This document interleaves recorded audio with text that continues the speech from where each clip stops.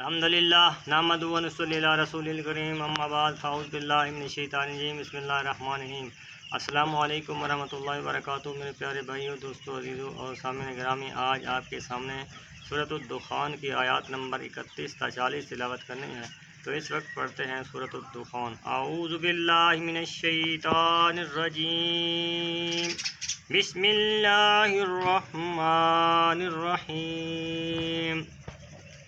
من فرعون إنه كان عاليا من المسرفين ولقد افتريناهم على علم على العالمين وآتيناهم من الآيات ما فيه بلاء مبين إن هؤلاء ليقولون إن هي إلا موتتنا الأولى وما نحن بمنشرين فأتوا بآبائنا إن كنتم صادقين أهم خير أم قوم تبع والذين من قبلهم أهلكناهم إنهم كانوا مجرمين وما خلقنا السماوات والأرض وما بينهما لاعبين ما خلقناهما إلا بالحق ولكن أكثرهم